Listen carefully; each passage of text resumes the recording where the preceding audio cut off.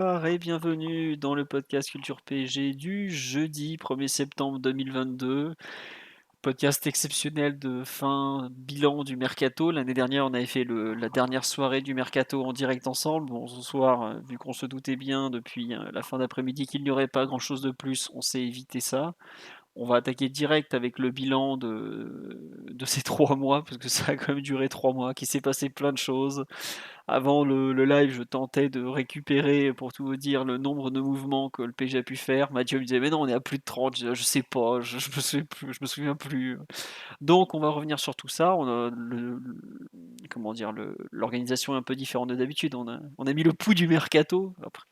Ensuite, on fera un peu les bons coups, puis les moins bons de cet été parisien. Donc ça fait très plaisir de vous retrouver pour discuter de tout ça ce jeudi soir. Alors, on ne parlera pas de Toulouse PSG d'hier, qui fut un excellent match, même si on n'a pas vu les 30 dernières secondes. Mais en tout cas, on va se concentrer sur le mercato parce qu'il y a beaucoup de choses à dire et parce que j'avoue que j'aurais pas le courage de tenir 3 heures de podcast. Je vais pas faire semblant. Bonsoir à tous sur le live, en tout cas, ça fait très plaisir de vous retrouver. On va reparler de la fameuse spreadsheet, pardon, purge pour XLS de Mathieu, vous inquiétez pas. Mathieu est là d'ailleurs, bonsoir Mathieu. Salut à tous. Voilà.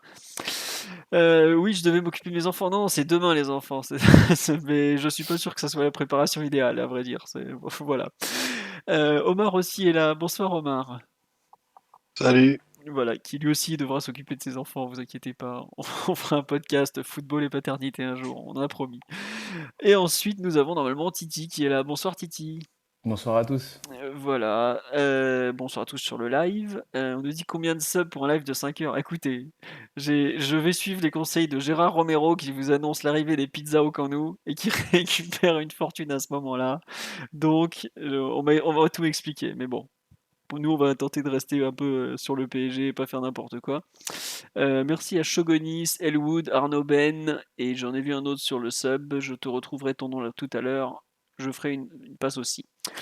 On nous dit qu'il y en a un en PLS à cause d'Aléandre. Et oui, on va citer les départs, les arrivées, mais un certain Leandro Paredes nous a quittés, Simon ayant anticipé la chose. Voilà.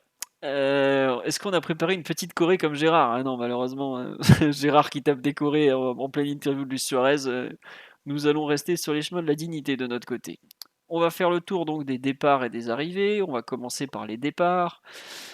Alors, accrochez-vous, c'est parti. Arnaud Calimundo transféré pour 20-25 millions d'euros avec les bonus à Rennes. Thilo Kerrer, 12 plus 4 à West Ham. Alphonse Areola, 9 et quelques à West Ham. Idrissa Gueye, alors lui, on ne sait pas exactement combien. Ça a parlé de 10, mais qui ont été ramenés à 6, voire même à 2, selon certaines sources en Angleterre. Donc impossible de savoir exactement combien, mais en tout cas, lui, c'est un transfert. Marcin Bulka, qui a été transféré pour 2 millions d'euros à Nice aussi. On a dans les jeunes qui ont été libérés contre un pourcentage à la revente, on a Garrison Innocent aujourd'hui à Eupen, Tierno Baldé à 3, Nathan Bitumazala à Eupen aussi, Denis Franchi à Burnley il y a quelques jours, Tijani Touré aujourd'hui chez les Feyenoord du 21, et je crois que c'est tout pour les autres après. Ensuite, on attaque les prêts. Alors accrochez-vous. On a le prêt payant de Julian Draxler à Benfica, 2,5 millions, mais on va payer le salaire, donc c'est pareil, une manœuvre comptable, tout ça. On a ensuite Abdou Diallo, 1,5 million à Leipzig avec option d'achat à 20 ou 25 millions, c'est pas trop. On a ensuite dans les prêts Wijnaldum pardon, à la Roma, prêt qui deviendra obligatoire s'il joue plus de 50% des matchs et si la Roma est en Ligue des Champions. Autant dire que c'est pratiquement mort déjà les 50% des matchs vu qu'il est absent pendant 3 mois. Leandro Paredes qui est prêté, si je me trompe pas, aidez-moi, je me souviens plus des chiffres. C'est s'il revient à la fin de la C'est à saison. 22,6 Vas-y Mathieu. millions d'euros plus 3 millions de bonus. Et s'il revient en fin de saison au PSG, la Juve devra dédommager le PSG à hauteur de 2,5, il me semble, Oui, c'est ça, millions 2,5. d'euros.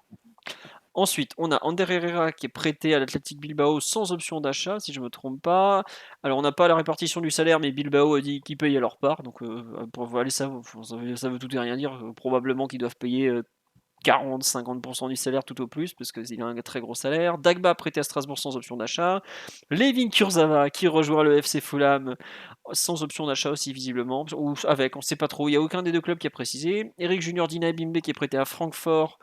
Il me semble que le prêt est légèrement payant et après non, le prêt est gratuit alors et l'option L'option d'achat. est quasi automatique, elle est Voilà, liée c'est au ça. maintien de Francfort. Voilà, Donc, c'est Francfort quasiment devrait se évident. maintenir en Bundesliga, il n'y a pas Mm. trop de soucis de tout à ce niveau-là. Édouard Michu prêté à Sunderland en D2 anglaise avec option d'achat, je crois qu'il deviendrait automatique aussi à 5 millions d'euros, qui n'est pas automatique, bon bref on verra. Kenny Naguera qui a été prêté à Lorient, Anfan Hamada MZ qui a été prêté à Martigues en N1, Moutanabi Bodiang en N1 aussi au Puy. Et ensuite, faut pas oublier aussi que le PSG avait entre guillemets deux départs de joueurs libres qui n'ont pas pu trouver d'accord pour prolonger. Le premier c'était André Di Maria qui était libre au 30 juin, le second c'est Xavi Simons puisque officiellement il a signé libre au PSV Eindhoven même s'il y a ces histoires de clauses qui sont pas très très très très nettes. Voilà. Je crois que pour les départs, on a fait le tour. On passe maintenant aux arrivées, si je me trompe pas. Ça fait combien de départs au total? Honnêtement, attendez, sur Transfermarkt, il n'y a pas marqué le nom, mais j'ai une page complète Transfermarkt en ayant une résolution importante pour vous donner une idée. Oui, Odobert et Baldé, effectivement, chez les jeunes. 27 départs, me dit-on. Odobert est parti parce qu'il n'a pas trouvé un contrat. Et Baldé, je l'ai cité parce que lui, il a été vendu à 3. Ensuite, les arrivées. Vous êtes bien accrochés, c'est bon? On a les retours de prêt de Sergio Rico. Et oui, et oui, et oui. On a les retours de prêt de Pablo Sarabia. Bon, lui, pour le coup, il va rester. De Rafinha, qui devrait repartir, mais pour l'instant, il est toujours là. Ensuite, on a arrivé en prêt cette année Hugo Ekitike, prêt plus ou moins payant, non, le prêt est gratuit, mais il sera l'option d'achat est obligatoire de 26,5 millions d'euros plus 6 millions d'euros de bonus, donc c'est quand même un gros transfert. On a Nordi Mukiele qui est arrivé pour 10 à 12 millions d'euros en provenance de Leipzig. Renato Sanchez, 13 millions d'euros visiblement en provenance de Lille. Carlos Soler, qui est la dernière recrue du PSG qui a signé aujourd'hui, qui arrive pour 18 plus 4 millions d'euros de bonus. Ensuite, on a Fabian Ruiz qui a signé hier pour ses 22 plus 2, c'est ça au final? J'avoue qu'il y a eu tellement de chiffres dans ce transfert qu'on va considérer que c'est entre 20 et 25, voilà, plutôt 22, 23 par là. Nuno Mendes, qui avait signé de façon définitive en fin de saison dernière son montant de transfert quand même de 38 millions d'euros. C'est le deuxième joueur le plus cher de l'été du PSG, faut pas l'oublier. Et enfin, le plus cher et le premier arrivé hors Nuno, c'était Vitinha, 41,5 millions d'euros qui avait été publié par Porto à la bourse, puisqu'ils doivent publier les montants. C'est ensuite qu'ils s'arrangent pour que l'argent n'aille pas dans les coffres du club, mais ça c'est autre chose. Bref, voilà, donc 1, 2, 3, 4, 5, 6 recrues en comptant Ekitike. Je compte pas Nuno Mendes dans les recrues ni Pablo Sarabia. 6 nouveaux joueurs, 27 qui sont partis. Je suis déjà crevé, rien qu'à faire le total. Qui veut se lancer sur un peu ce pouls du mercato, ce ressenti général? Titi, tu veux nous un petit avis peut-être pour commencer? C'est pour toi, vas-y. Bah, écoute, c'est un mercato chargé, hein. Mercato chargé, beaucoup de mouvements. Beaucoup de mouvements. Déjà, je parlais des départs. J'avais un doute qu'on arrive à dégraisser autant et à faire partir autant de joueurs sur ce mercato, parce que c'est une chose qu'on n'a pas réussi à faire sur les derniers mercatos. On n'avait vraiment pas vendu du tout, par quelques joueurs, mais ça nous avait rien rapporté ou presque. Et là, si on fait un bilan sur tous ceux qui sont partis, ben, on est plutôt pas mal.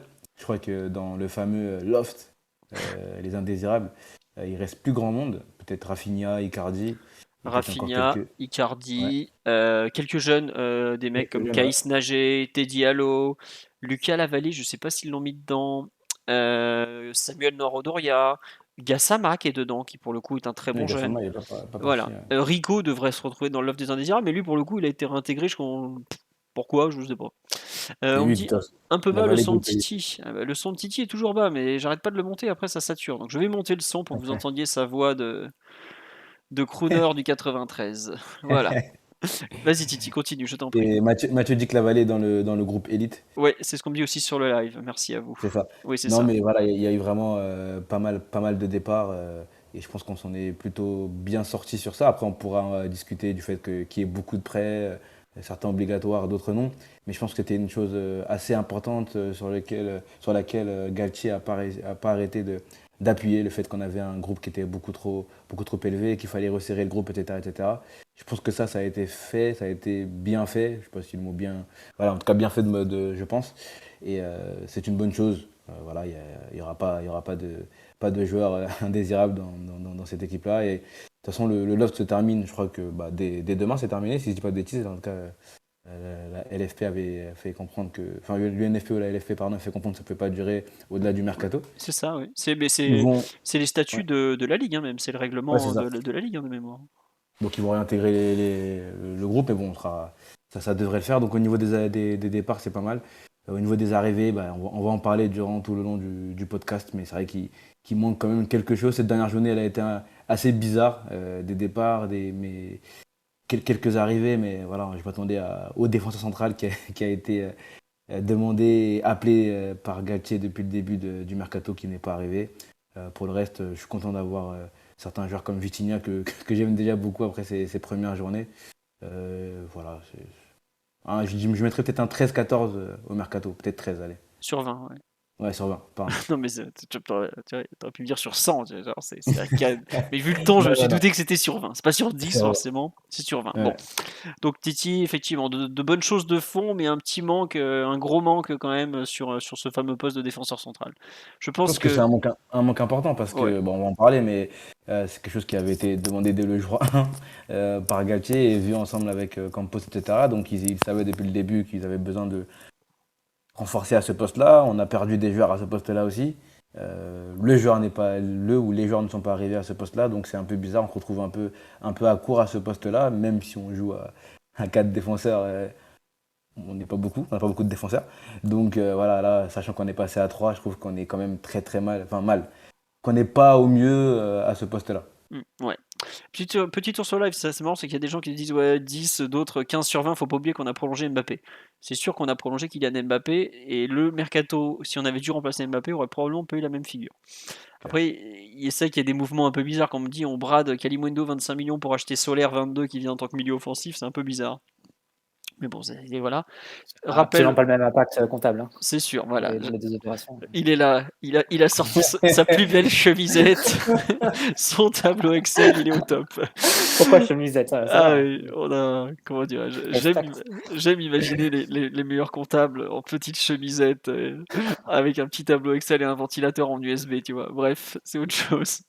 On me dit sur le live, on avait ciblé 3 profils avec des noms très associés. Skriniar en défense centrale, Sangaré en milieu défensif et Scamacca, on n'a fait aucun des 3. C'est vrai, mais non, mais là pour le coup il y a des explications. C'est que Sangaré, finalement le PSG a fait d'autres profils avec Fabien Ruiz notamment et tout ça. Scamacca, ce qu'expliquait l'équipe il y a 2 jours, c'est que Luis Campos s'est rendu compte que le Ekitike pourrait devenir aussi ce joueur capable de jouer de haut but, d'être recherché sur du jeu long, et donc il avait préféré ne pas investir dessus. Après, effectivement, il y a beaucoup de gens qui me rappellent qu'il y a effectivement un problème de nombre en défense centrale. Je ne sais pas, Mathieu, quel est ton ressenti sur le mercato à cet instant? Est-ce que toi aussi tu rejoins un peu ce. C'est vrai que en fait, ça reste beaucoup en tête parce que le mercato s'est arrêté là-dessus, quoi. On attendait un défenseur central, il n'est pas arrivé, quoi. Non, c'est sûr, c'est une observation légitime, et une sensation légitime qu'on peut avoir, c'est plus que comme c'est la dernière impression. C'est normal que ce soit celle qui reste au moment de clore ce mercato. Déjà, ouais, comme vous l'avez fait tous les deux, souligner le nombre de mouvements. Je pense que ça va être le mercato le plus mouvementé de l'RQSI, De l'histoire à du la club, louche. même. Ouais, sans doute. Attends, tu te rends compte, 27 départs? Sous Canal, on n'a pas eu des mercatos fin des années 90, début des années 2000, parfois où tu changeais beaucoup comme ça. Après, je sais Il pas y avait pour. beaucoup de prêts, en fait, de prêts, retour de prêts.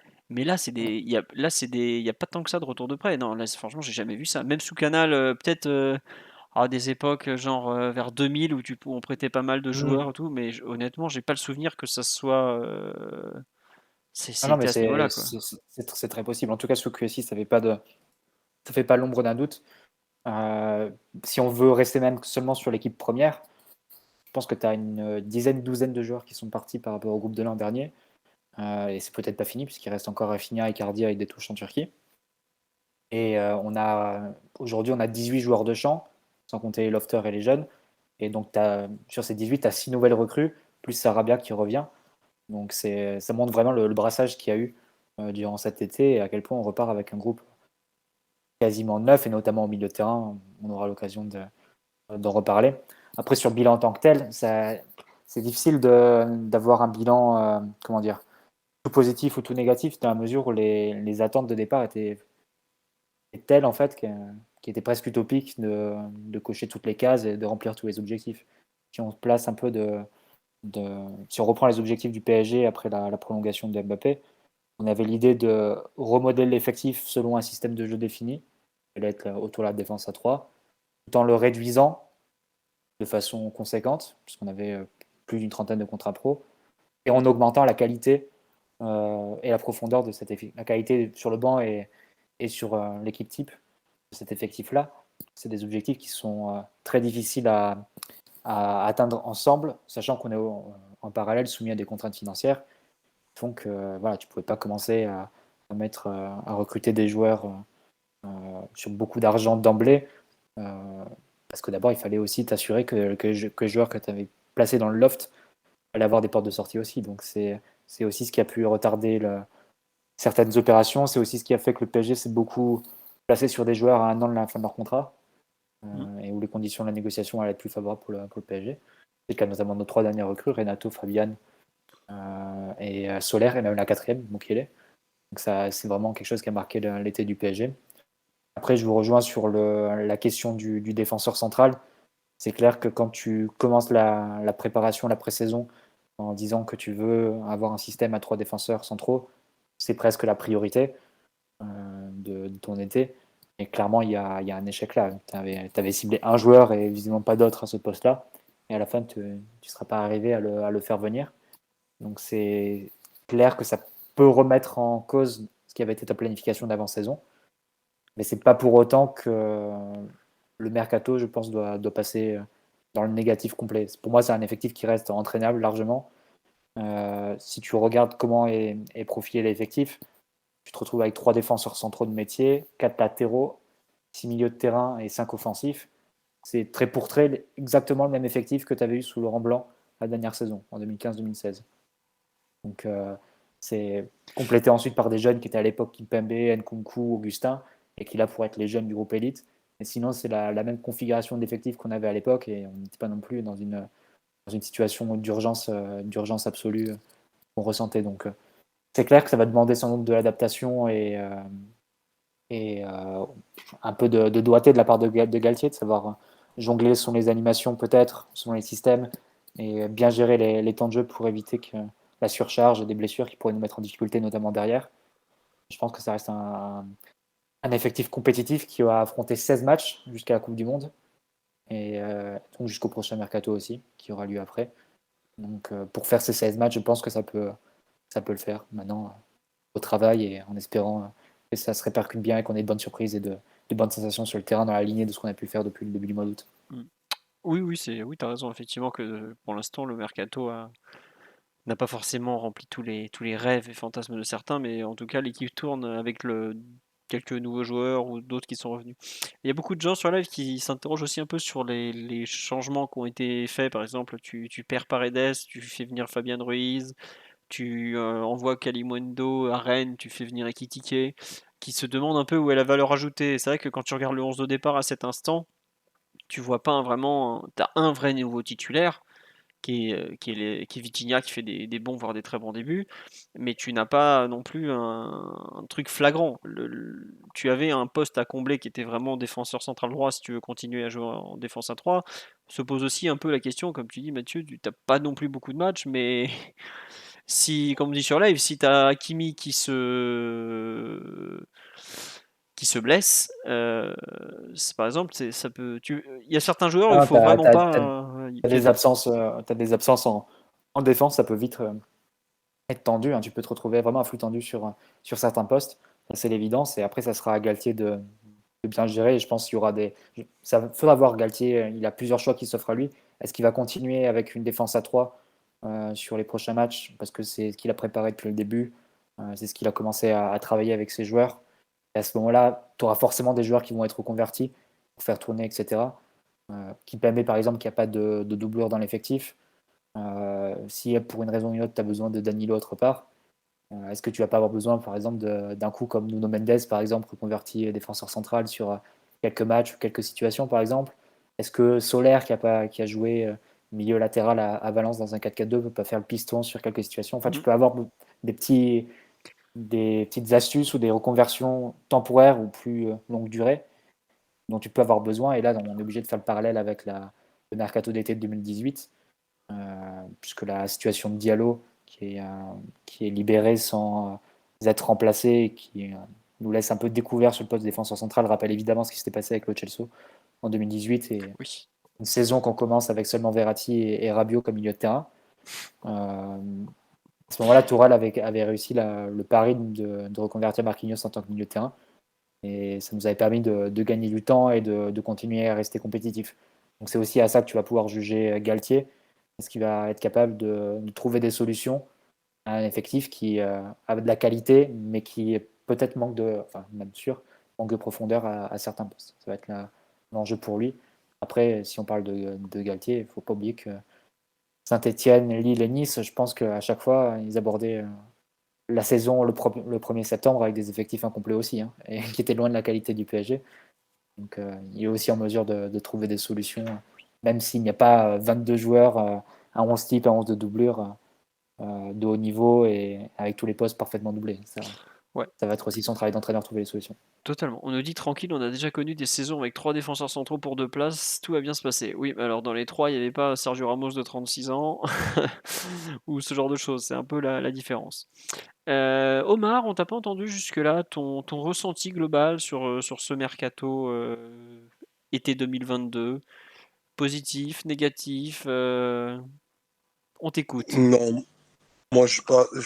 Enfin, les mercatos, ça m'enthousiasme pas des masses en général. Ce que je peux. Enfin, le ressenti surtout, si je devais chercher à l'exprimer, c'est que bon, on a un effectif qui est, à mon sens, beaucoup plus rationnel aujourd'hui, tant sur le volume d'internationaux que sur les profils que tu as en poste. Euh, C'était une opération assez périlleuse parce qu'il y avait un peu de surpeuplement dans la section professionnelle au PSG. Ça me paraît un petit peu plus clair. Il me paraît y avoir de la place pour désormais tout type de profil, un international chevronné ou un jeune en devenir, tel que à n'importe quel moment de leur carrière, qu'ils soient au PSG aujourd'hui, vont pouvoir avoir de la place pour se développer. À vrai dire, je suis assez content que ce soit terminé, puisque c'est toujours une période où voilà, il y a plein de jeux d'influence, on entend tout et son contraire avec des intérêts qui sont parfois divergents. Là, c'est terminé.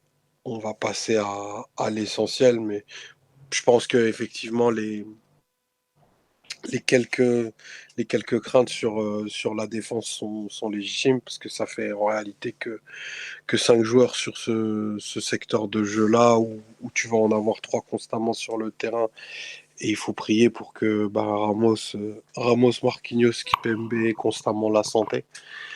Parce que sinon, tu peux partir dans des expériences défensives un peu baroques, mais globalement, tu as rajeuni assez nettement ton effectif, Mm. parce que je crois que tu recrutes pas un titulaire au-dessus de 27 ans. Pas un joueur. C'est Le aussi. plus Tous vieux, en dessous de 26. Ouais, ouais, le plus 26, vieux Fabien c'est Ruiz. Fabien Ruiz, voilà. Ouais, tu vois, donc c'est aussi pour ça que tu vas chercher un Campos qui, dans son style enfin, de recrutement et de trading, va chercher des joueurs à potentiellement forte valeur ajoutée à la revente, même si c'est pas trop le projet du club, mais surtout qui vont probablement te donner leurs meilleures années de football si tout s'imbrique bien au PSG. Donc ça donne envie d'être voir et revu. Après, il y a des profils dont tu n'aurais probablement pas imaginé il y a à peine 3 mois qui se retrouveraient au PSG. C'est aussi ça les réseaux des uns et des autres, et c'est ce qui t'amène des joueurs comme, je pense, Solaire au Paris Saint-Germain de façon assez surprenante au ce moment-là de sa carrière, quoi. Mm. Petit tour sur live, je vais lire un peu vos questions. On nous demande est-ce que vous pensez que El Shaddai a un coup à jouer? Bah, oui, là c'est, enfin, s'il joue pas là, il y aura forcément des matchs où il va pouvoir jouer. Oui, je sais pas si on se rend compte, il est dans la situation de Kimpembe en 2014-2015, comme on disait tout à l'heure, où il y avait à peine 3 joueurs devant lui, dont un Thiago Silva qui avait quand même régulièrement des absences. Donc oui, il a de quoi jouer. Après, Faut encore qu'il soit apte physiquement, faut que ça se mette bien en place. Bon, c'est pas évident hein, non plus, hein. On nous demande aussi, est-ce que vous pensez que Skriniar va prolonger? Bah, ça a toujours été décrit comme une forte possibilité côté italien, d'où le fait qu'il panique jamais d'ailleurs face aux attaques du PSG en termes d'argent. Donc c'est une possibilité. Après, la possibilité aussi que le PSG fasse une offre très très importante à laquelle l'Inter sera en mesure impossible de répondre pour l'année prochaine, c'est possible aussi. Peut-être que le PSG tentera en janvier. Si l'Inter est déjà éliminé de la Ligue des Champions, ou est en difficulté en championnat, ou ce genre de choses, ou a besoin de vendre, on ne sait pas. Euh, c'est le foot, honnêtement, et encore plus en transfert où tout peut arriver. Donc, moi, je n'ai pas envie de m'engager dans un sens ou dans l'autre. Merci pour les subbers Momigno7, Raftor, Tiltou75 et Sergei75. Redfish aussi, me semble-t-il. Et Nan Commando. Ah non, cela j'ai déjà lu. Oh là là, je m'y perds. On dirait la liste des départs. Sur le pouls général un peu du mercato, moi il y a quand même quelque chose qu'il faut dire, c'est enfin vraiment le chantier au milieu de terrain, il y a deux trucs qui moi m'ont plu, enfin avant vraiment de rentrer dans les coups, qui permettent, je trouve qu'ils sont importants pour le mercato, c'est qu'il y a déjà, contrairement à l'année dernière, il y a eu un vrai travail au niveau des jeunes, il y a eu des portes de sortie qui ont été trouvées pour beaucoup d'entre eux. Et ça, je trouve ça vraiment bien. Euh, c'est pas, on n'a pas abandonné 20 gamins à leur dire bon, tu t'entraîneras à 15 heures et puis tu vas pas jouer de l'année, quoi. Il y en aura peut-être 3-4, bon, un peu plus que ça, mais bon, c'est raisonnable. On a trouvé des clubs de N1, on a trouvé des clubs à l'étranger. Je trouve qu'il y a eu un vrai travail très très très positif à ce niveau-là qu'il faut souligner. Je ne sais pas si c'est le travail de Catani exactement, mais en tout cas, il y a eu vraiment de bonnes choses de faites à ce niveau-là.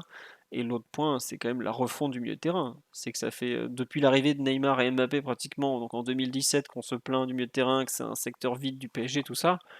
Là, on a un été, on a tout nettoyé. Je ne sais pas si on se rend compte, des fois, on s'estimait heureux d'avoir un milieu. Là, on a quand même recruté 4 milieux de terrain. Donc Vitinha, Renato, Fabian Ruiz, Carlos Soler. Et on en a fait partir au moins 4 aussi, à savoir Herrera, Gay, Draxler, Paredes. Et j'en ai un qui me... Wijnaldum, Wijnaldum, 5. peut-être Rafinha s'il Peut-être part, Rafinha, Dina mais bon, Ebimbe. lui, je l'avais déjà sorti de l'équation parce qu'il était plus là l'an dernier. Dina Ebimbe, mais bon, Dina Ebimbe, pareil, c'était à la marge, quoi. Euh, pour moi, c'est un truc inimaginable que le milieu de terrain puisse être autant refondu en aussi peu de temps. Ça, c'est vraiment un truc, je n'en reviens toujours pas. Après, j'avoue que le nom défenseur central à la fin, c'est comme tu l'as dit, Mathieu, l'été 2018, quand tu as déjà un effectif fin en quantité et tu dégages, tu prêtes un joueur, tu vends pas, c'est encore, tu as une belle vente, tu fais bon, allez, je ferme les yeux, chut. Mais là, tu prêtes en étant sans option d'achat obligatoire. Bon, je suis pas très fan de cette manœuvre. Qui veut En commencer? fait, Oui, vas-y Mathieu. ouais, non, mais juste peut-être on peut. Je sais On pas va si tu passer veux dans les envoyer bons sur le coups là, je défenseur pense. central ou passer sur les bons coups. Non, bah, On va rester dans les bons coups. Allez, ok. vas-y. Non, bah, après, bon coup, c'est difficile à dire forcément, mais pour insister sur le milieu de terrain, c'est vrai que c'était un secteur dont on imaginait une refonte. Et moi, ce qui me surprend, je vais dire agréablement parce que ça correspond à mes goûts footballistiques, c'est le type de profil que tu allais chercher dans ton milieu de terrain, en fait. C'est-à-dire et qui va complètement à contresens et à rebours de ce que tu avais fait ces dernières années, ou pour compenser le fait d'avoir des joueurs très, très forts offensivement, mais qui ne se replient pas forcément tout le temps. Tu es allé chercher des coureurs, des joueurs à dimension plus physique au mieux, qui apporteraient soit du volume, soit de la taille. Là, ça a été un peu une façon différente de voir les choses. Je pense que le fait de vouloir recruter des joueurs qui sont tous bons techniquement, ont les bases pour se sortir d'un pressing, qui sont aussi mobiles, qui sont capables de se proposer, et donc qui sont capables de s'intégrer assez bien dans le type de jeu que doit proposer le PSG par les contraintes qui sont les nôtres au niveau du championnat. Tu es obligé d'avoir des joueurs bons techniquement quand tu es le PSG et que tu affrontes des adversaires qui vont forcément se replier vu l'écart de qualité. Donc moi j'ai apprécié ce type de profil qui a pu être visé. Et pour essayer de trouver du bon au fait que l'effectif soit réduit en nombre, Je pense qu'on a un effectif où tous les joueurs ont leur rôle à jouer aujourd'hui. C'est-à-dire que tu as pas de joueurs qui ont un rôle obscur de pure doublure, par exemple, d'un joueur qui va jamais se blesser et qui va faire tous les matchs. Euh, Typiquement, ce que tu avais l'an dernier, enfin, avoir une recrue de Kimpembe qui joue tous les matchs, même quand il est blessé, avoir une doublure de Kimpembe qui joue tous les matchs, même quand il est blessé, ou avoir un Icardi pour doubler Mbappé, alors que tu sais très bien que quand il te manque un offensif, c'est pas Icardi que tu fais jouer, ça va être Di Maria à l'époque, ou bien rajouter un milieu, enfin ce genre de choses. Ça te faisait avoir des joueurs qui avaient une valeur en tant que telle, mais qui jouaient tellement peu souvent que, que cette valeur-là, ils la perdaient et ils n'étaient plus en mesure de te répondre en termes de performance. Donc, moi, ce que j'imagine avec ce groupe assez réduit de 18 joueurs de champ, c'est des joueurs qui vont tous avoir leur rôle sur l'enchaînement des matchs jusqu'au mondial, sur les 2 mois et demi à venir, et qui seront en mesure, du coup, d'accumuler du temps de jeu, de rester dans le rythme de compétition et d'être, du coup, dans les meilleures conditions pour être performant. Ce serait la logique à ce niveau-là. Et je trouve que c'est aussi ce qui va de pair avec le fait de ne pas avoir recruté de purs attaquants de métier durant l'été, ce qui est a priori un changement de pied de la part de la direction du PSG, puisqu'on était parti sur l'idée de recruter un Skamaka par exemple, sans parler de Lewandowski qui était sans doute plus lié à Neymar, mais au moins Skamaka. Je pense qu'ils se sont aperçus que voilà, si te manque un des 3 joueurs offensifs actuellement, tu n'as aucun autre joueur sur le marché qui peut t'apporter ne serait-ce que la moitié en termes de qualité. Et donc, ça ne sert à rien de garder un système qui est par nature déséquilibré si devant, il y a des joueurs qui ne le compensent pas par leur qualité. Et donc, ils ont préféré recruter un autre milieu de terrain, en l'occurrence Calor Solaire, pour pouvoir adapter le système quand il va manquer un joueur offensif et, et gagner un peu plus en solidité. Je pense que ça participe aussi au fait d'avoir un effectif où globalement les joueurs ont un rôle et tu recrutes pas un attaquant juste pour le plaisir d'avoir un attaquant, même s'il va jamais jouer. Et y compris les fois où il va te manquer un joueur offensif parce que Galtier voudra faire un choix un peu plus sécuritaire sur le plan de l'équilibre défensif. Donc, je pense qu'il y a une réflexion aussi à ce niveau-là de faire un effectif où tous les joueurs auraient un rôle. Il n'y aurait pas de joueur qui est comme ça une part un peu résiduelle dans l'effectif et qui très rapidement mécontent, qui lâcherait un peu en termes de professionnalisme ou d'implication et qui au final serait plus performant. Donc, de ce point de vue, je dirais que c'est l'un des plus du mercato. Ouais, tu as eu une refonte de l'effectif avec, comme disait Omar, un effectif beaucoup plus fonctionnel.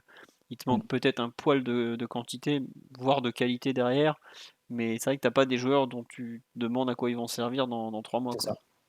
Effectivement, c'est une bonne chose. Et ça correspondait d'ailleurs aux demandes de Galtier, à savoir un effectif plus réduit, mais où tout le monde a un vrai rôle, quoi.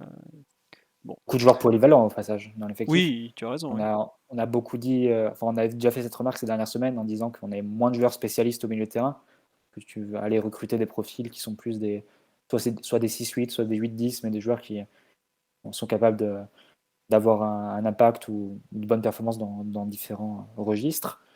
Je trouve que ça va un peu là-dedans. Mukele aussi, qui peut doubler plusieurs postes, et Kitike qui peut balayer aussi les postes de l'attaque. On a dit Carlos Soler qui a occupé beaucoup de postes à Valence ou en équipe espagnole. Idem pour Fabian Ruiz. Même Donc, Renato, hein. même Renato, évidemment, qui a joué sur le côté, qui a joué double pivot, qui a joué relayeur à 3. Beaucoup de schémas différents. Donc, ouais, ça a été aussi j'ai l'impression que c'est aussi un thème de l'été.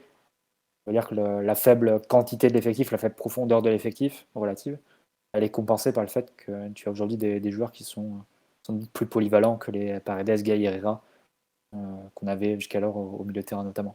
C'est sûr t'as l'impression bon, c'était l'équipe qui disait le PSG voulait moins de milieux positionnels et plus des milieux dynamiques, mais t'as aussi je trouve qu'on a enlevé beaucoup de joueurs contextuels. Tu vois, des joueurs où Gay, Mm. tu savais que quand tu vas aller devoir un peu faire une digue où il fallait couvrir beaucoup d'espace, il allait être là, mais sur certains profils de match, il allait être en grande difficulté. Paredes, tu savais que si sur des matchs ping-pong, tu pouvais pas compter sur lui parce que c'est pas son jeu. T'avais, bon, Herrera, tu savais que, bref. Danilo, pareil, dès qu'il y a beaucoup de mouvements, tout ça, c'est plus compliqué de par son gabarit et ses difficultés au démarrage. Mais je trouve qu'on a, comme tu dis, on a des milieux plus milieu de terrain, plus aptes à tout faire, un peu quitte à ne pas être surspécialisés, comme on avait avant. On est passé vraiment d'un milieu de spécialistes à des milieux plus complets.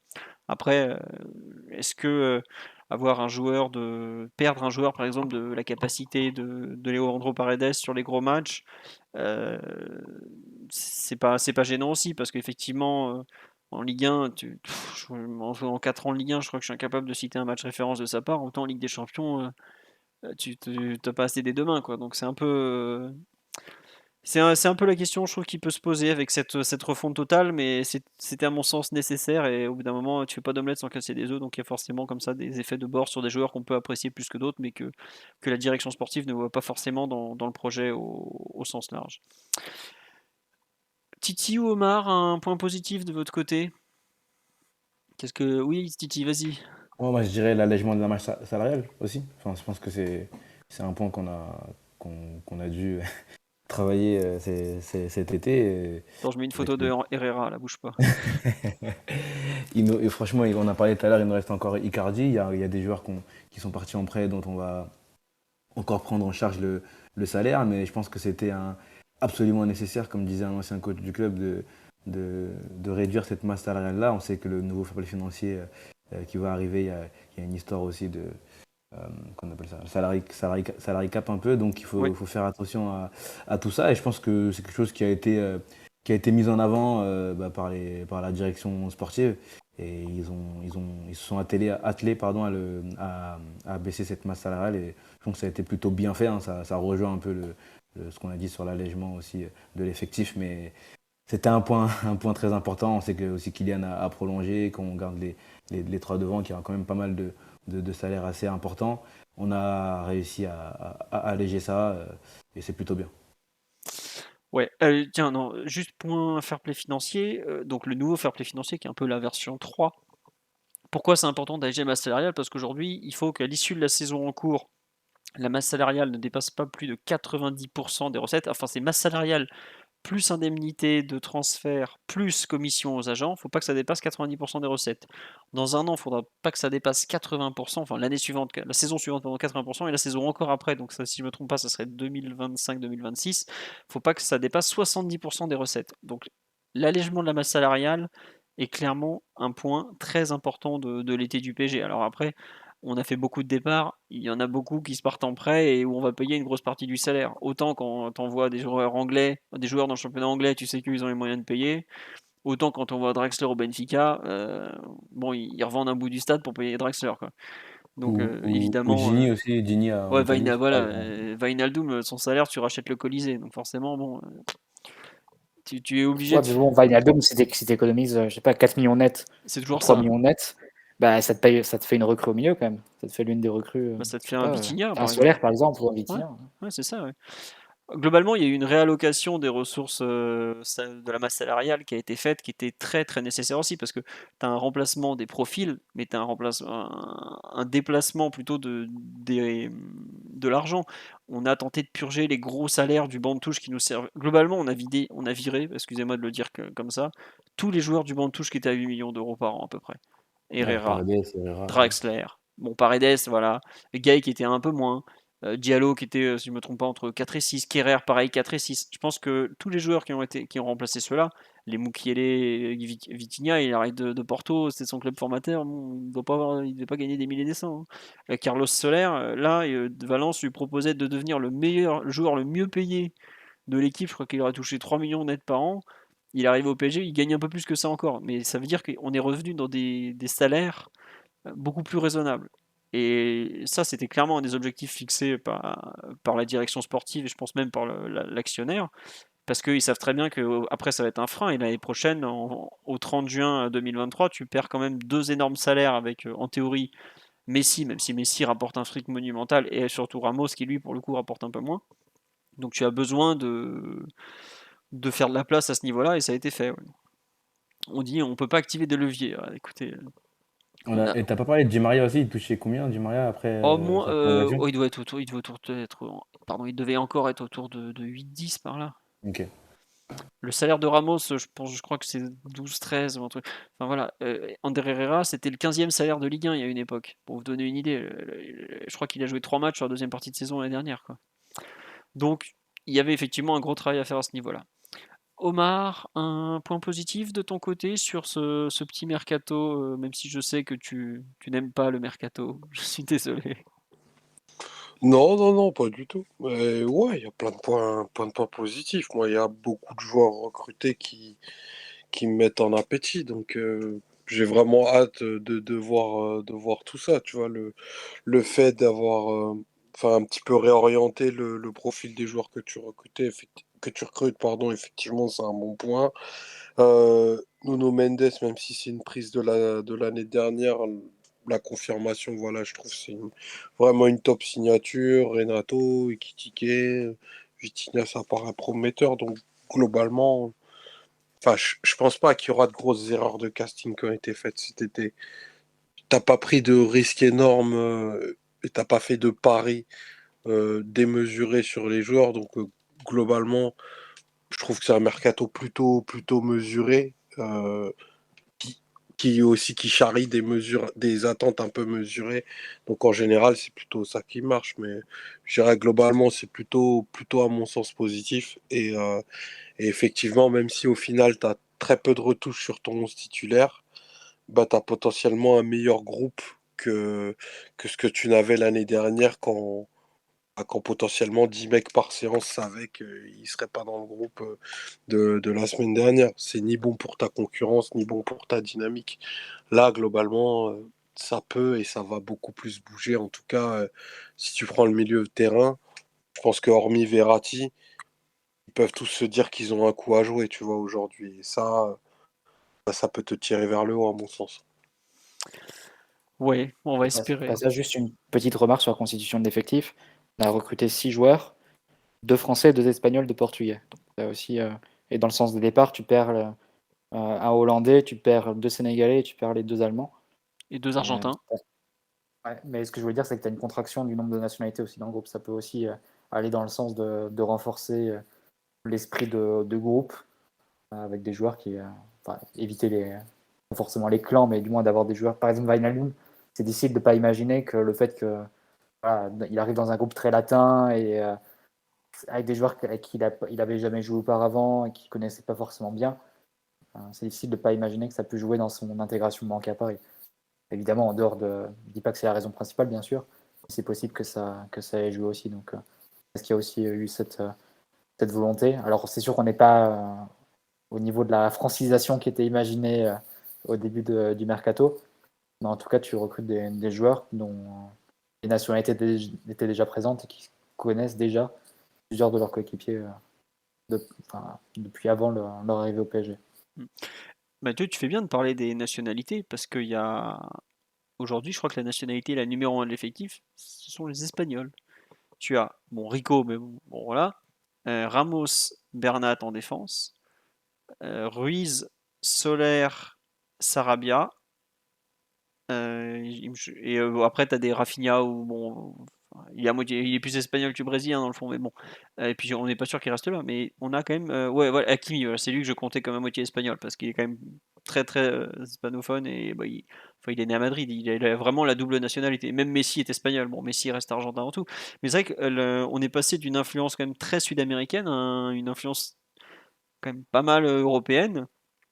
Faudra voir ce que ça va donner, comment ça va changer les équilibres du vestiaire aussi, parce que tu as effectivement au milieu de terrain des Portugais, des Espagnols, tu as deux Italiens dans le groupe. C'est vrai que c'est un effectif. Bon, on a perdu les deux internationaux allemands, mais comme tu dis, on n'a plus qu'un Argentin, on a deux Brésiliens, si je me trompe pas, Neymar, Marquinhos.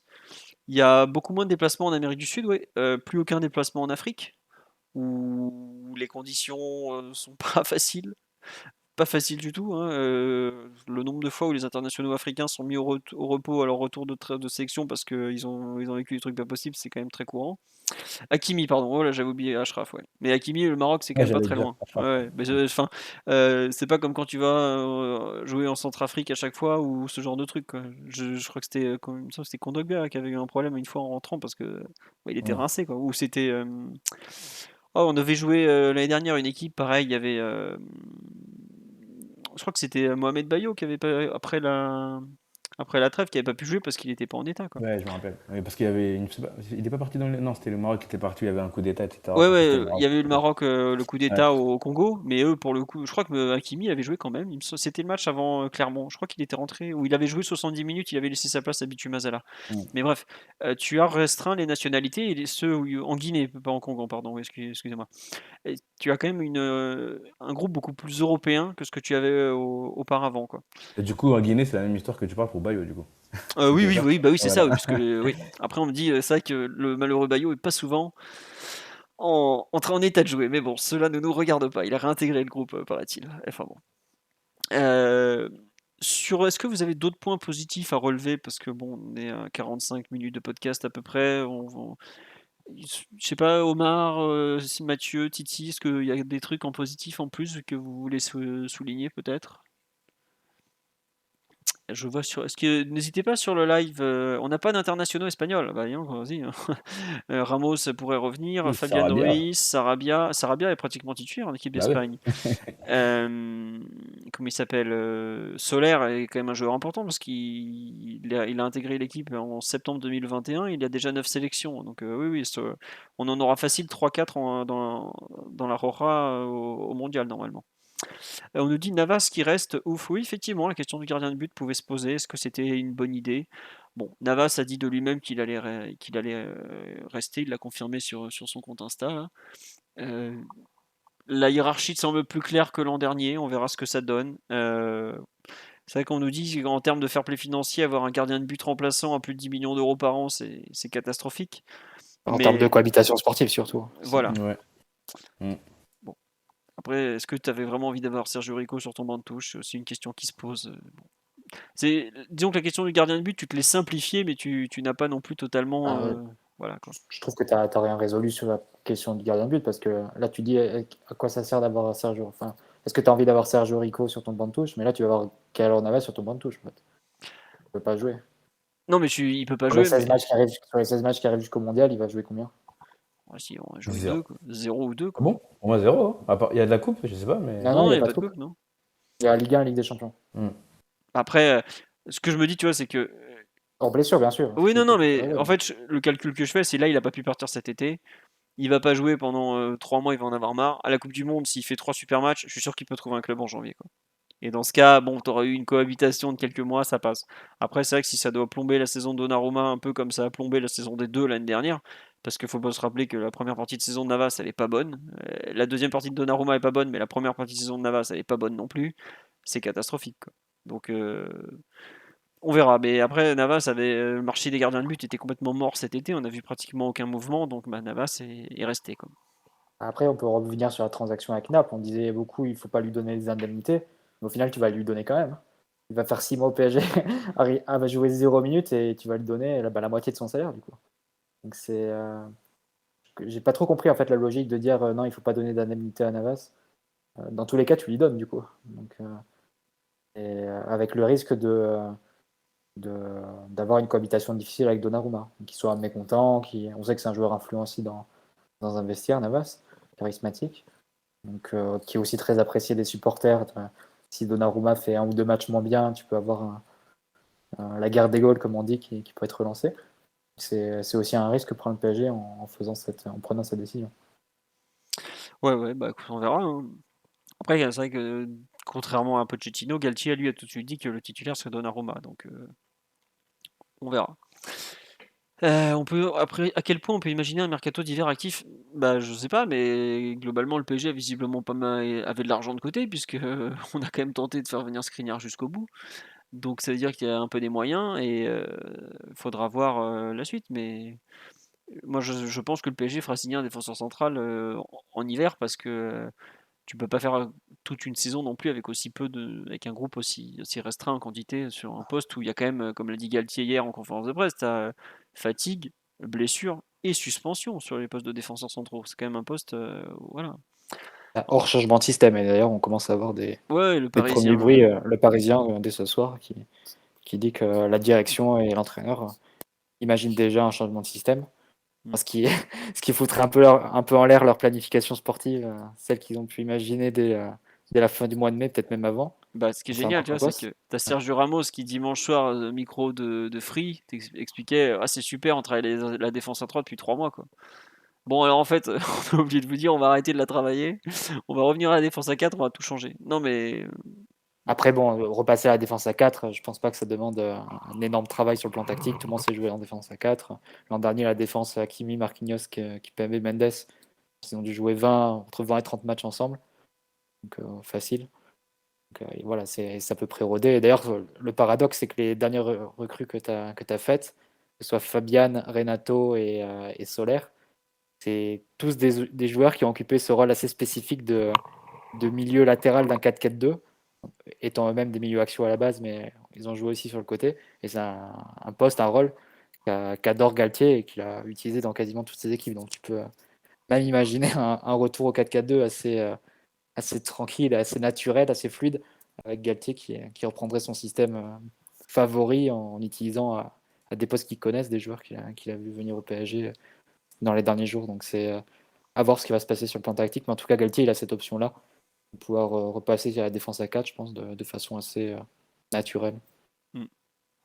on verra, écoute. Tiens, on nous demande si on prend un joker, est-ce qu'il peut jouer en Ligue des Champions? Il me semble que la date limite pour inscrire les joueurs en Ligue des Champions, c'est le 2. Donc il va falloir se grouiller pour faire signer un joker. Et il y a un nom qui revient tout le temps, c'est Gonzalo Ignacio, là, le défenseur du Sporting, mais il avait une clause. Dans les clauses, souvent, il y a des dates de validité. Donc c'est pas parce que la date de validité était valable, par exemple en juin ou juillet, qu'elle l'était encore au 31 août. Voilà, je sais plus, je crois que c'est Loïc Tanzi de l'équipe qu'on a parlé cet après-midi ou hier qui a dit non, la piste Gonzalo, c'est mort. Comment dirais-je, on fait pas ce qu'on veut avec les clauses. C'est pas un truc, c'est pas un supermarché du joueur quoi, une clause non plus. Il faut toujours savoir ce qu'il y a derrière. De mémoire, la clause de Vitinha, par exemple, elle s'arrêtait au 30 juin ou ce genre de choses. La clause de Erling Haaland la saison dernière, elle s'arrêtait au 31 mai, par exemple. Donc, c'est pas évident que le joueur était toujours sur le marché pour le mois d'août. On a eu l'année dernière, par exemple, Nuno Mendes, c'est pas tout à fait une clause. On avait négocié un prêt, voilà, mais c'est-à-dire qu'il y a eu une négociation. Donc, il y a beaucoup de clauses qui sont pas forcément valables au mois d'août, en fait. C'est ce que je veux vous dire. Et donc, qui seront probablement pas valables en hiver non plus, quoi. Voilà. On nous dit aucune chance que Icardi ou Rafinha signent en Turquie d'ici le 8 septembre. Si, si, la Turquie, comme tous les ans, il y a quelques marchés.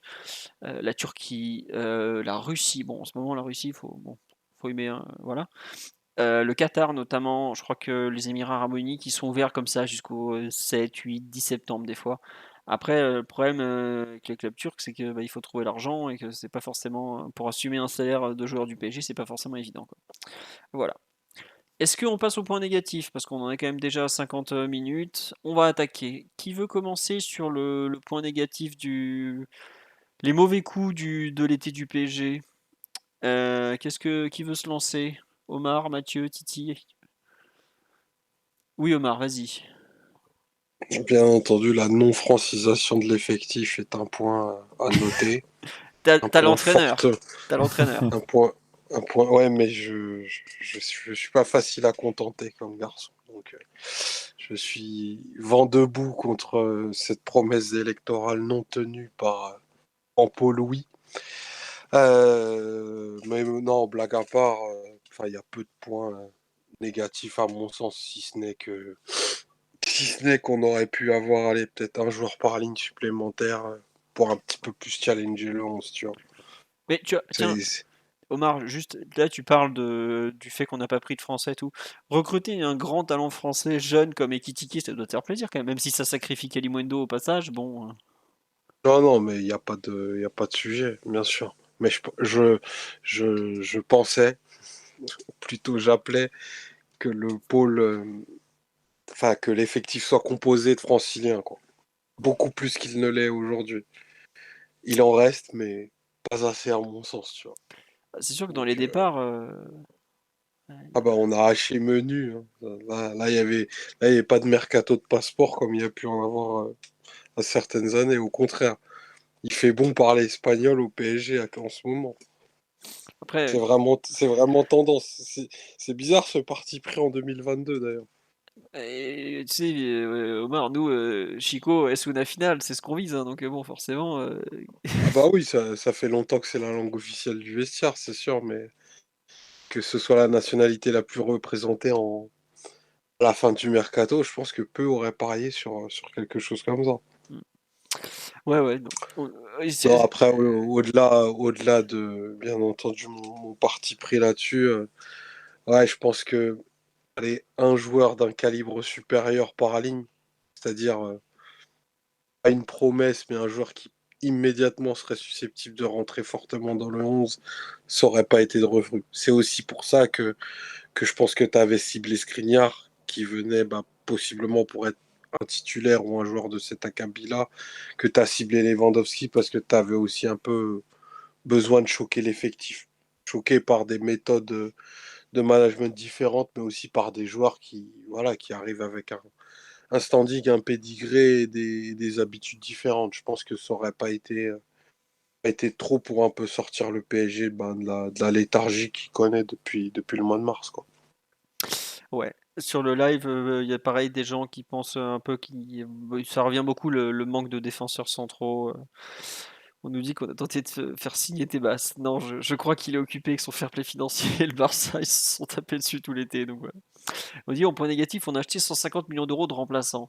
Après, je sais pas si vous vous rappelez comment le PSG a été éliminé de la Ligue des Champions en mars dernier, mais c'est probablement autour de la 60-70e minute quand les titulaires du milieu, les Paredes et Verratti commençaient à tirer la langue, qu'on s'est tourné vers le banc de touche et qu'on a vu des Gay, des Herrera et tout rentrer en jeu, quoi.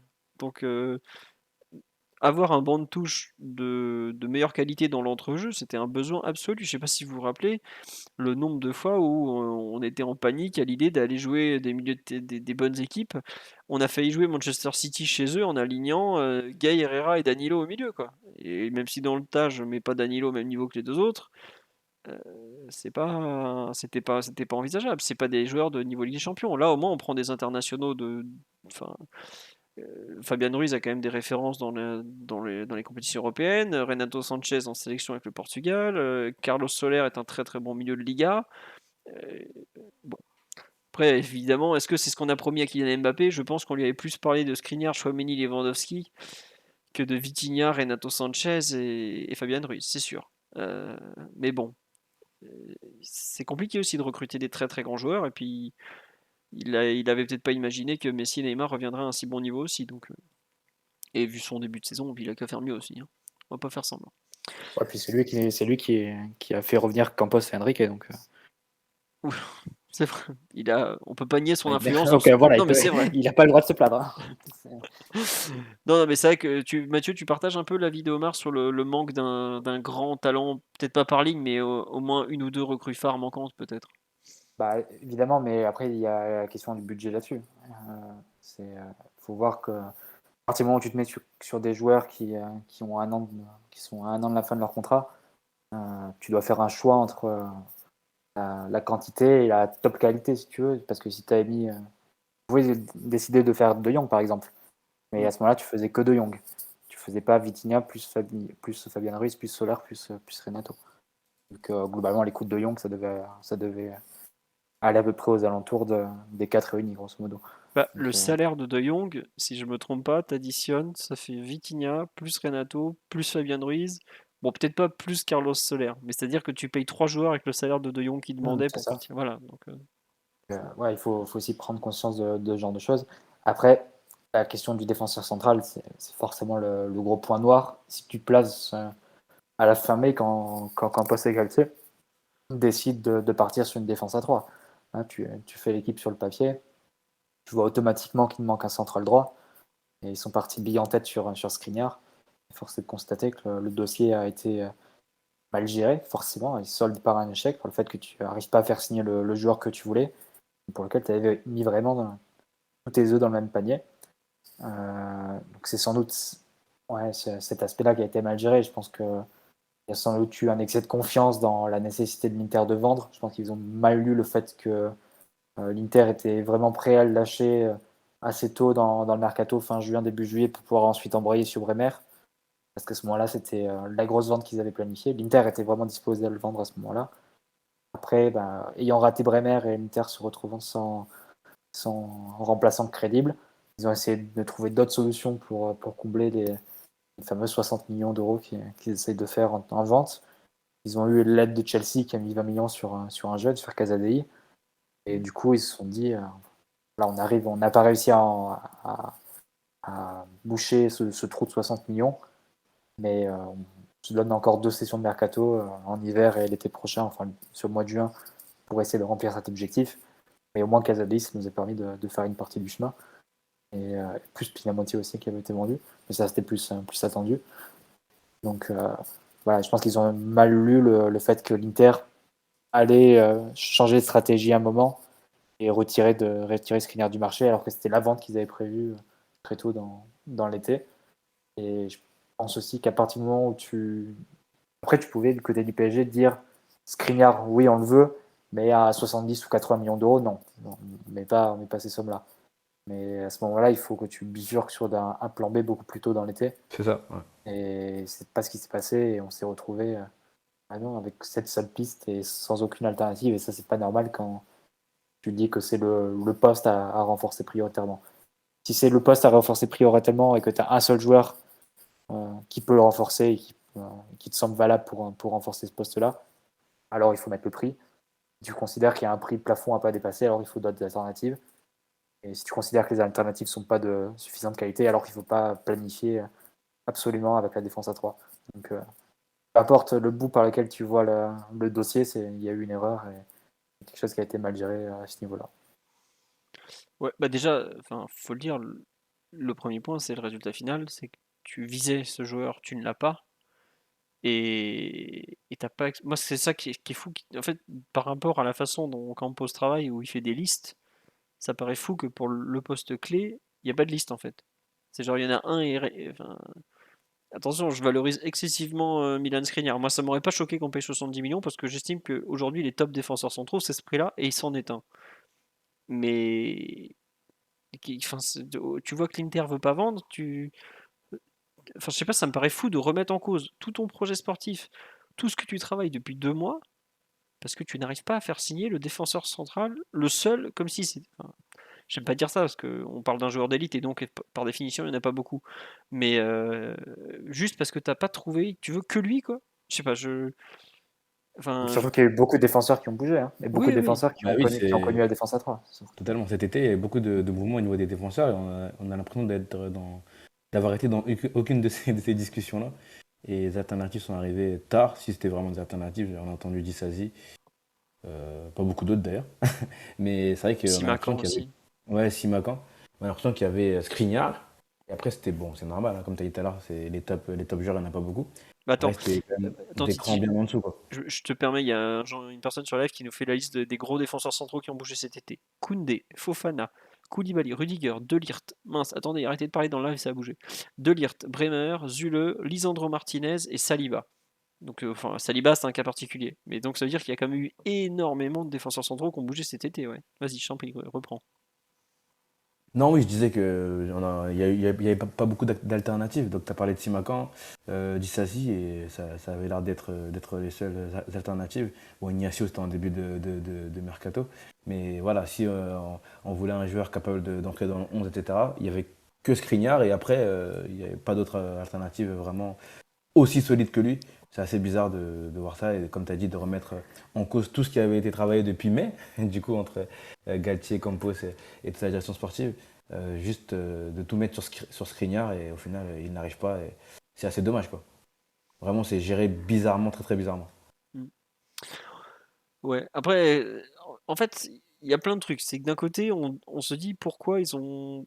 Enfin, s'ils attendent depuis aussi longtemps, s'il n'y a que lui, à ce moment-là, au bout d'un moment, bah tant pis, vous payez cher, mais vous payez quoi. Est-ce qu'il y avait le problème que quand l'Inter était vraiment disposé à vendre en juin, on n'avait pas encore. En juin, faut pas oublier qu'on a encore tous les indésirables sur les bras. Je sais pas si on fait une. Je crois qu'on fait une seule vente avant le 30 juin, ça doit être Boulka. J'ai un doute pour Areola. Euh, Mais donc, à ce moment-là, peut-être le PG, ou l'Inter aura peut-être lâché pour 60, le PG n'est pas forcément les 60 à ce moment-là. Mais plus t'attends, évidemment, bah, plus Inter est exigeante, parce que il faut bien qu'ils trouvent un mec pour le remplacer après. Surtout Et qu'ils ont loupé l'alternative Bremer entre-temps. ils ont Donc, loupé Milenkovic après, ouais. puisqu'il a prolongé à la FIO. Mhm. Enfin, Ils étaient un peu aussi, eux, ils étaient un peu le couteau sous la gorge. Si là, on va leur prendre Skriniar le 31, là, bah, ils ils ont sont. personne derrière, en fait. Ouais, non, non, c'est foutu. Mais Ouais. t'as l'impression que, en fait, le timing n'a jamais été bon, que les pistes alternatives n'ont jamais été totalement creusées, explorées ou je ne sais quoi, parce que ça n'allait pas. Enfin, ce dossier était mal engagé au final et bah, il n'a pas abouti, quoi. Mais moi, ce qui me gêne aussi, et là on en revient à la question de la quantité, c'est à ce moment-là, t'arrives pas à faire Skriniar. Comment tu peux libérer Diallo en prêt le 31, le 1er septembre si tu vois que tu vas pas faire venir comment dire, un défenseur central en plus, quoi. Moi, je me plains pas de ça. On me dit sur live, tu peux pas dire ça parce que on se plaint qu'on surpaye les joueurs. Moi, je regrette, hein. Les très bons joueurs, tu payes, hein. Au bout d'un moment, tu dois passer à la caisse, hein. Ça me gêne pas, hein. C'est les pas bons que tu surpayes qui te coûtent cher au final. Les mecs à 30 millions dont tu sais pas quoi faire au bout de 3 mois. Un top comme Skriniar, je regrette. Ça me gêne pas de payer 60-70 millions d'euros ce genre de joueur, hein. Les très bons, c'est ce prix-là. C'est comme ça. Mais bon, je sais pas. Moi, vraiment, le mouvement que je ne comprends pas, c'est celui de Diallo. Pourquoi tu ouvres la porte en prêt à un joueur dont tu vas probablement avoir besoin, sachant que si tu veux jouer à 3, il peut jouer aussi bien dans l'axe, enfin axe que axe gauche. Je sais pas, Omar, Titi ou Mathieu, si vous arrivez à expliquer ce départ en plus, quoi. Non, j'arrive pas. Même avec Mathieu hier, on pensait qu'on allait bloquer le départ de Diallo, vu qu'on voyait que ça n'avançait pas pour Skriniar. C'est incompréhensible, hein. En voyant que Diallo, ça allait quand même se faire aujourd'hui, je me suis dit peut-être qu'on avait une alternative à Skriniar, je sais pas. Mais de voir que finalement, on laisse partir Diallo pour un prêt avec option d'achat qui n'est même pas obligatoire. Et derrière, on prend personne. Bon, c'est assez bizarre quand même. Et j'ai l'impression qu'on a navigué à vue un peu sur ces postes-là tout le mercato, quoi. On nous dit le problème, c'est que Diallo, il veut du temps de jeu. Ah, mais ça, je le comprends très bien. Mais si vous voulez du temps de jeu, il fallait peut-être se trouver un club avant le 1er septembre, quoi. Au bout d'un moment, c'est ce qu'expliquait, je crois que c'était Kita de Nantes ou Jean-Pierre Caillot de Reims. Les bons de sortie, quand tu es à 2 jours de la fin, ton bon de sortie n'existe plus, hein. Au bout d'un moment, si ton club n'a pas le temps de se retourner, il n'existe plus le bon de sortie. Là, enfin, franchement, Mathieu, Omar, vous voyez une explication au départ de Diallo qui est accepté sans remplacement comme ça? Moi, vraiment, bon, oui, Mathieu? Bah, peut-être qu'ils ont déjà acté en interne le fait de l'évolution tactique à venir, hein. Ça peut être aussi une possibilité. Enfin, ça, les prochains matchs le diront ou pas. Peut-être Galtier, hein, dès la conférence de presse demain. Je pense qu'on peut s'attendre à des déclarations et à des précisions, puisqu'il est assez transparent depuis le début sur ce qu'il veut mettre en place. Je pense qu'on aura forcément des questions là-dessus sur le devenir et surtout la soutenabilité, si on veut, de la défense à 3, avec seulement 3 défenseurs centraux dans l'effectif de métier. Ouais, j'essaie de trouver des explications, c'est difficile à voir. Peut-être que d'un point de vue économique, oui, c'est seulement un prêt. Et tu peux imaginer que Diallo va pas mal jouer à Leipzig, que Leipzig aura les moyens de le racheter, et ça te fait une vente à 25 millions d'euros pour un joueur comme Diallo. C'est quand même pas mal, hein. C'est presque inespéré, vu ce qu'il a fait à Paris. Donc, voilà, je sais pas. Peut-être qu'ils sont même confiants sur les possibilités en interne de pouvoir occuper le poste. Encore une fois, t'as pas tant de matchs que ça d'ici à la Coupe du Monde. T'en as 16. Ouais, en serrant un peu les fesses, comme on dit, et avec un peu de chance au niveau des blessures, tu peux t'en sortir. On sait qu'Ipembe, il joue beaucoup, et même quand il est lui-même diminué, Ouais. tu as la possibilité d'adapter certains joueurs. On a vu Danilo hier à axe gauche. Encore une fois, tu peux encore reconvertir d'autres joueurs. Je suis assez persuadé que Nuno Mendes, en tant qu'axial gauche d'une défense à 3, il peut s'en sortir plus que bien La à prophétie à la l'occasion. barre. Non, mais tu vois, Non, mais je suis il est bon, d'accord, ouais. il est bon dans le duel, il a une très bonne pointe de vitesse en correction, et il a une qualité de passe à la première relance qu'on avait vu l'an dernier en tant que latéral de défense à 4, qu'il pourrait mettre aussi à profit à ce poste-là. Donc, à voir. Il y a peut-être qu'ils sont comme ça confiants sur des solutions internes, soit de reconversion, soit carrément d'adaptation du système. Hmm. Et oui, c'est un énorme risque que tu prends, parce que si ça s'enclenche mal en termes de blessures, de suspension, tu peux te retrouver rapidement à court de solutions, à flux tendu. Et c'est le même type de risque que tu avais pris il y a 4 ans quand tu laisses Lo Celso sans remplacement. Ouais. 2-3 questions sur le live. Alors, je vais les relire dans l'ordre. Que dire du fait qu'on ait renforcé les concurrents? Alors ça, visiblement, la direction on a rien à faire. Moi, j'avoue que ça m'a un peu surpris qu'on lâche Paredes à la Juve alors qu'on va les croiser en poule, tout ça. Visiblement, eux, ça les gêne pas. Après, ils ont pas non plus Ah, ils mille connaissent choix. pas le karma des buts de l'ex au PSG. Mais... Après, enfin, j'y avais eu un post très complet de, je sais plus comment il s'appelle, un tweeto que j'aime bien. Bref, qui avait montré que le PSG n'était pas du tout parmi les plus touchés par Ok. le but de l'ex en fait. Après, Rennes, on en a pris un en finale de Ligue des Champions, donc je pense que là on est l'élite là. Tu vois. Mais c'est ça. globalement, je crois que c'était Rennes qui se faisait massacrer par ses anciens joueurs, un truc de fou. Une personne qui me demande quel est le rapport entre Diallo et Skriniar. Le rapport entre Diallo et Skriniar il est très simple. C'est Skriniar s'il vient, il prend directement le poste de défenseur central droit qui est donc aujourd'hui occupé par Ramos. À ce moment-là, Ramos se retrouve en concurrence avec aussi bien Kimpembe que Skriniar, puisqu'il peut jouer, voire avec Marquinhos aussi dans l'axe, puisqu'il peut jouer globalement les trois postes.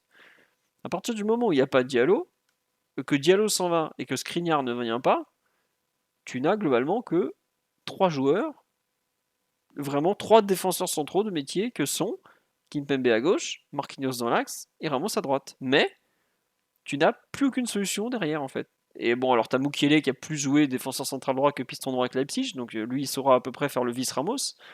Mais à gauche, aujourd'hui, Kimpembe, si là, je ne sais pas si vous vous rappelez, mais au dernier match, Kimpembe il est absent, il est blessé.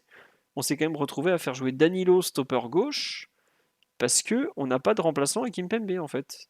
Et là, on a prêté le seul remplaçant naturel, et pour le coup, Diallo, défense à 3, axe gauche, comme ça, il est très bien dedans, c'est parfait. Hein. Enfin, voilà. Non, Kimpembe n'est pas suspendu face à la Juve. Arrêtez avec cette connerie, je sais pas d'où ça sort. Allez lire les règlements de l'UEFA, c'est l'article 52.05, c'est complètement faux. Donc arrêtez de me dire ça, ça va vous me saouler. Bref, je reprends sur ma défense en centraux. Voilà, aujourd'hui, le problème, c'est quand tu fais partir Diallo, que tu fais pas venir Skriniar, c'est que sur la saison, on aurait pu tenir un peu. Bon, là, c'est un peu plus compliqué. Euh, on verra ce que ça donne, comme dit Mathieu, c'est que 16 matchs, 2 mois, après il y a la Coupe du Monde, le mercato hivernal qui va reprendre. Mais en tout cas, voilà pourquoi je vous dis que Diallo et Skriniar sont forcément des caliers, non pas par le poste de façon directe, mais par le indirect et par la quantité surtout. Voilà. Sur les mauvais coups de l'été du PSG, Omar ou Mathieu, voilà, je voulais rajouter quelque chose à part cette histoire de défenseur central qui nous revient, qui forcément nous occupe beaucoup. Ou moi, il y a un point aussi qui me gêne un peu en fait. Je peux vous en parler si vous voulez. Euh, c'est le bon. Alors les prêts, il y a énormément de prêts. Ça, on fait ce qu'on peut, voilà. Mais moi, j'avoue que j'ai pas compris l'arrivée de Carlos Soler en fait. C'est un bon joueur, hein, très polyvalent, mais je sais pas, j'ai l'impression qu'on manque peut-être. Enfin, on a fait partir en gros certains joueurs pour récupérer de l'argent. Et là, le 1er septembre, on fait signer ce type qu'on a. Bon, alors, c'est un très bon joueur, hein, c'est un international espagnol et tout, mais j'avoue ne pas comprendre quel est le but. On me dit c'est le vice Neymar, mais c'est pas. Aujourd'hui, Neymar il joue deuxième attaquant pratiquement. C'est pas Solaire qui sera. Oui, on joue en 3-4-3 en ce moment. Alors bon, Il y a la peut-être. confirmation que tu joueras avec 3 attaquants seulement quand le trio offensif sera là, ou alors face à des équipes moyennes de Ligue 1, où là tu pourras faire jouer qui t'y est. Mais là, l'arrivée de Solaire, je la vois comme la confirmation que Galtier a plus qu'en tête la possibilité de renforcer numériquement son milieu de terrain. Il en parle de plus en plus à chaque conférence de presse, à chaque fois Oui, qu'on c'est est à vrai. un micro. Il a aussi mentionné le fait qu'il a commencé à travailler ce dispositif sur la fin de match face à Toulouse hier. Et c'est vrai, on a fini en 5-3-2 avec Danilo dans l'axe, Renato Vintigna comme relayeur. Donc je pense que l'arrivée de Solaire, elle vient de là. Alors c'est un risque parce que tu laisses ton attaque assez découverte sur le plan offensif et que si tu as deux blessures ou deux absences simultanées de ton trio, tu risques de trouver en difficulté. Et je pense qu'ils se sont dit, on ne trouvera pas forcément d'attaquant d'un certain niveau ou de haut niveau sur le marché cet été-là.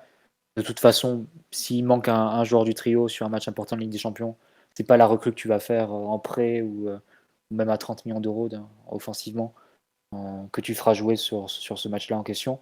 Tu privilégieras forcément le fait de renforcer ton milieu à ce moment-là. Donc autant prendre un milieu de plus.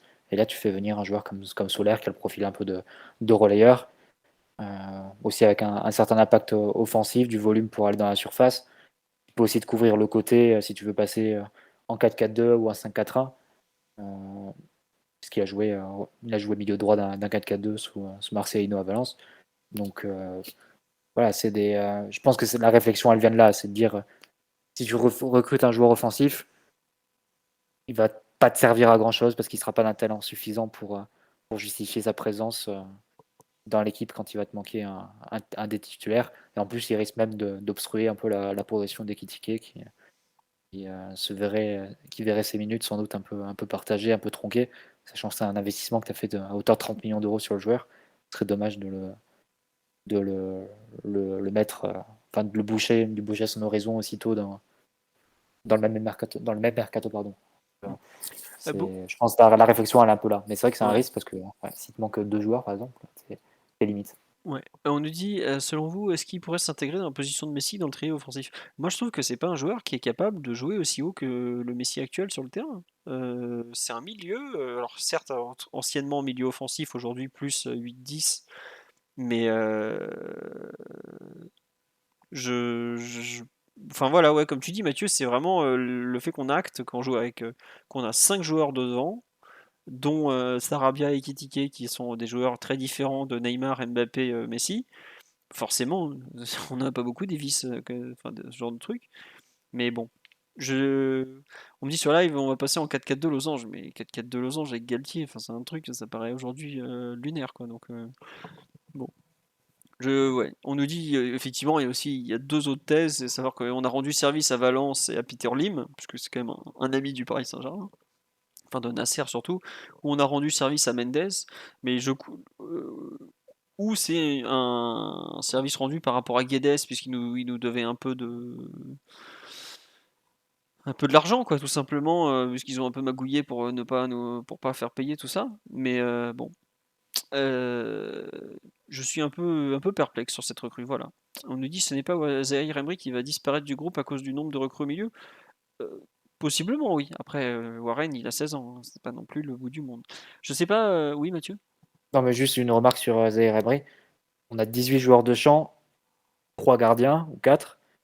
Ça veut dire qu'à chaque fois qu'il va te manquer une blessure enfin, à chaque fois que tu auras un blessé ou un suspendu, ou 2, tu auras forcément un jeune dans le groupe du coup.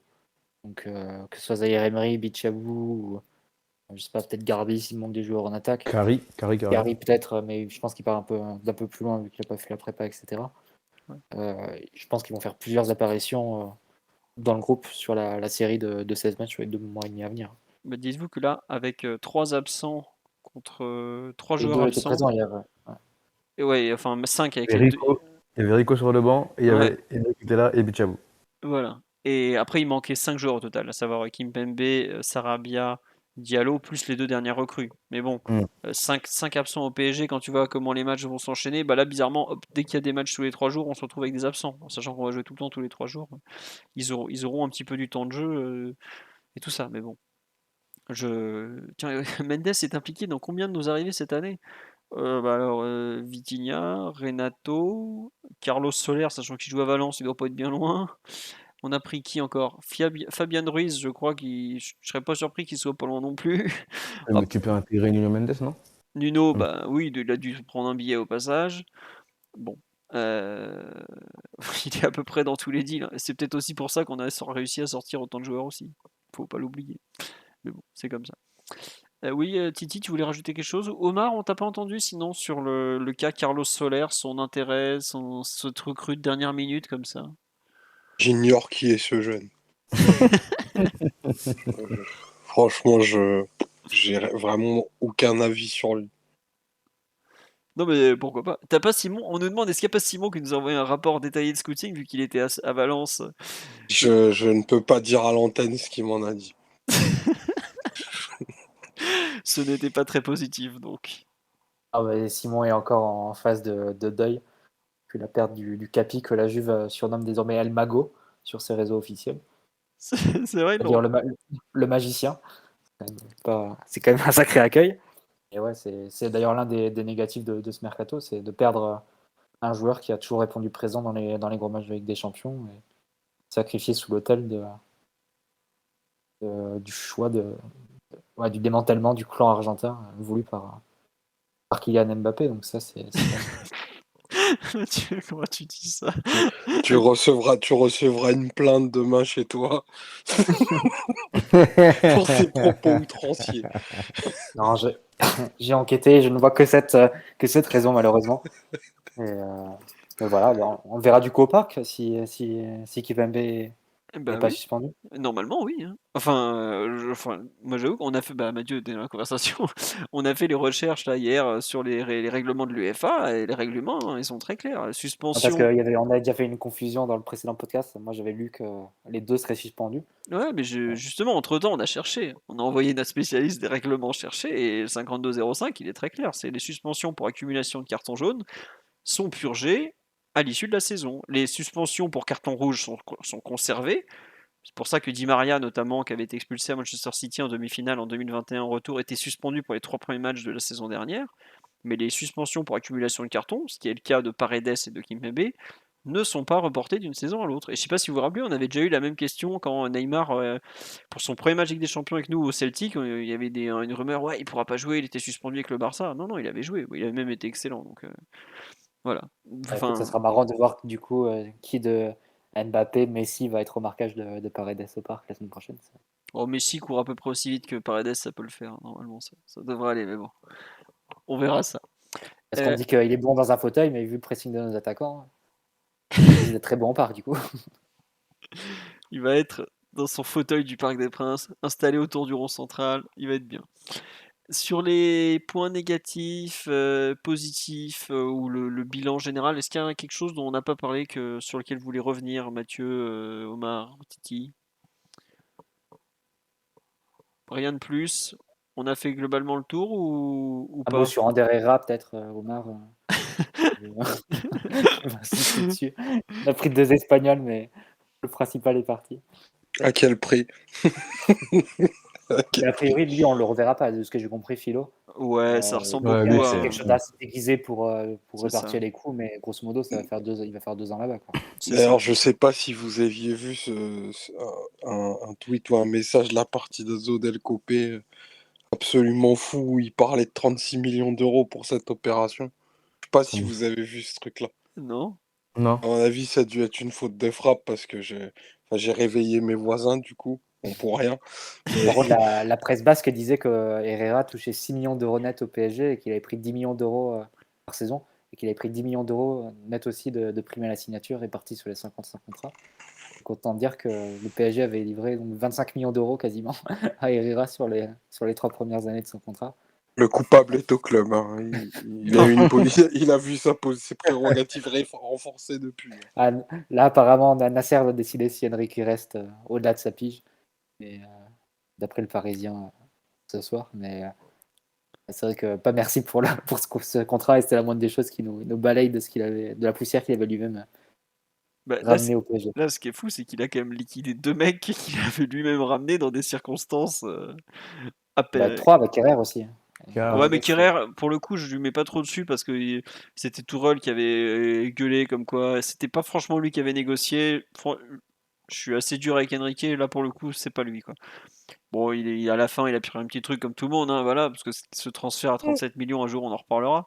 Mais par contre, Herrera, à qui il fait un contrat, mais royal de chez Royal, et l'ami Léandre, avec son pote agent qui prend 15% de commission sur un transfert à 40 patates, c'est 8 millions par an en plus, l'année en plus dans le contrat, enfin un truc.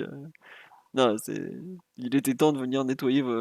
Faut vider vos ordures, monsieur. Le plateau, il faut le sortir là. Faut faire quelque chose, hein.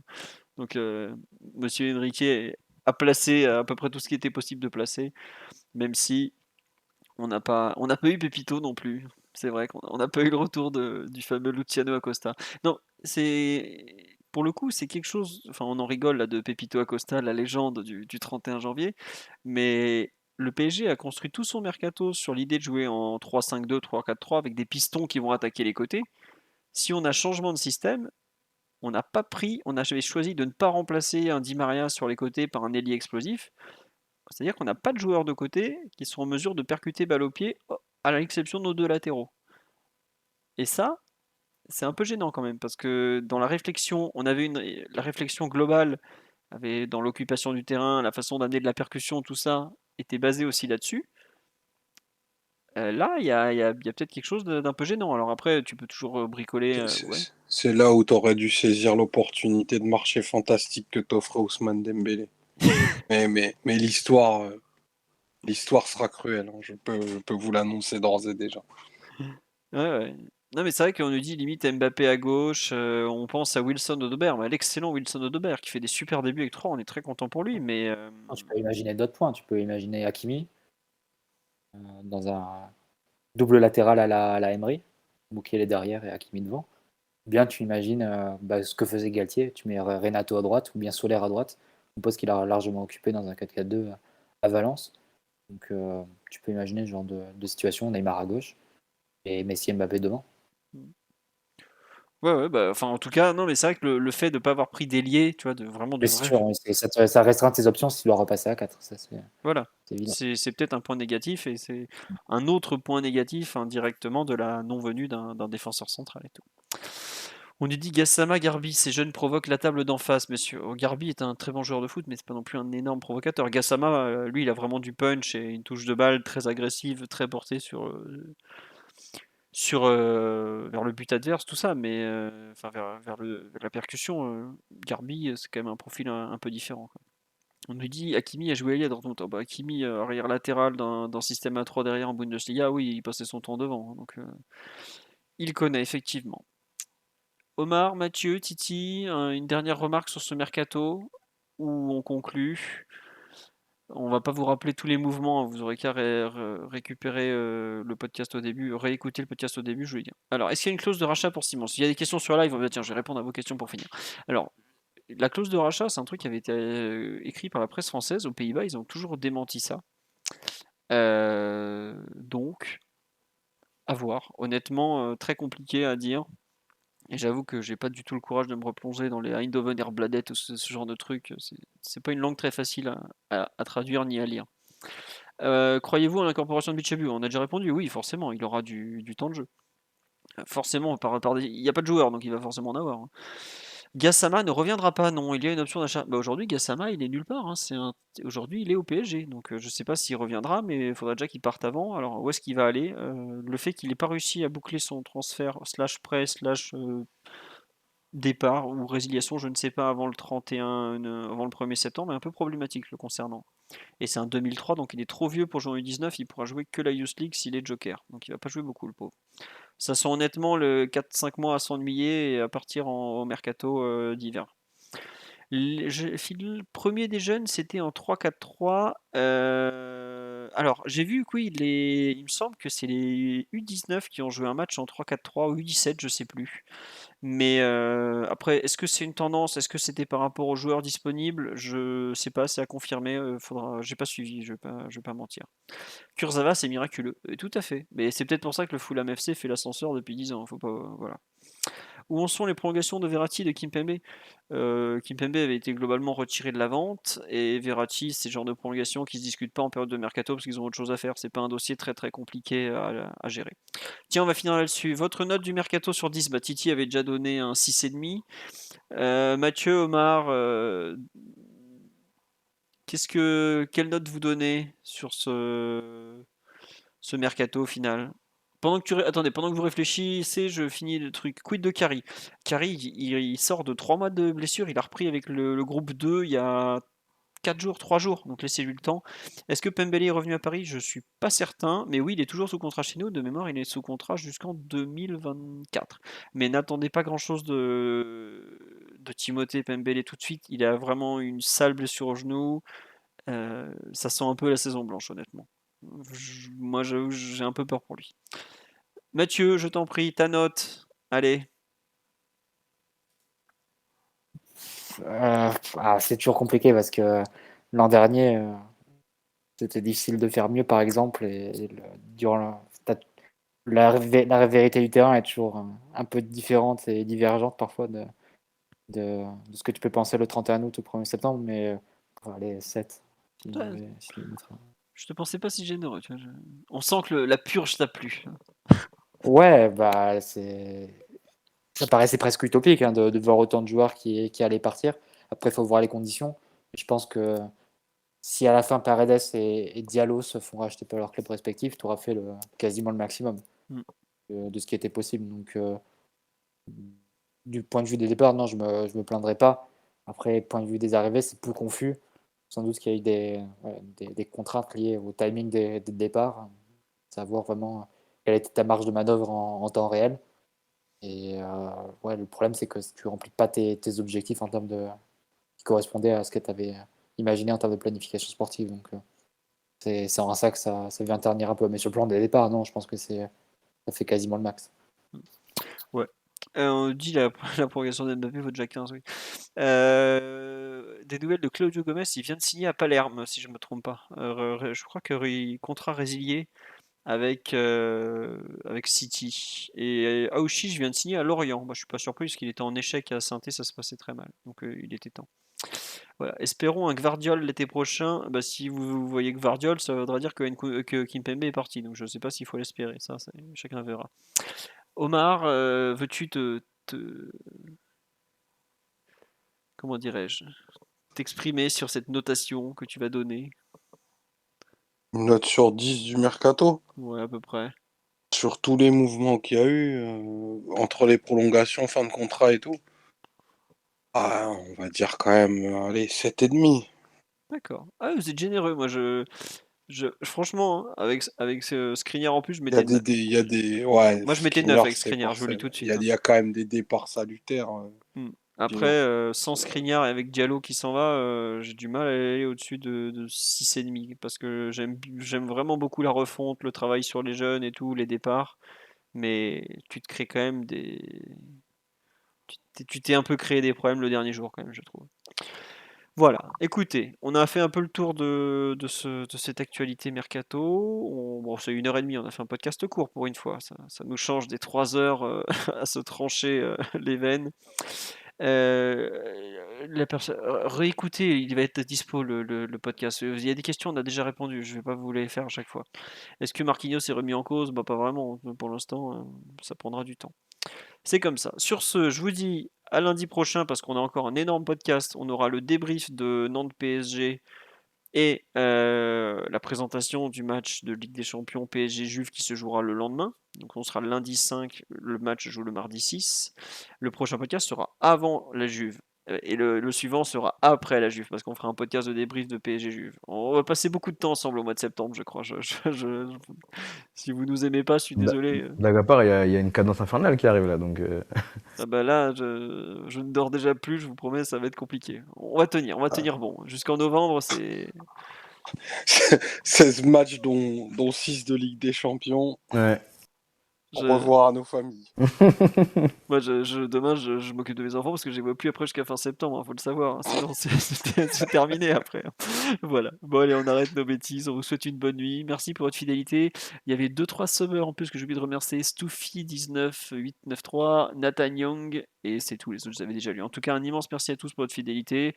Voilà, le podcast était un peu court parce que on n'avait pas le temps de parler de Toulouse. On a tenté de faire un truc assez condensé, et pas rentrer dans le détail dans tous les dossiers. On a déjà parlé individuellement des cas, mais ça nous faisait plaisir de partager un peu ce ressenti de mercato avec vous. On espère qu'on a été complet et on vous dit donc à lundi prochain et pour moi dès demain sur le site.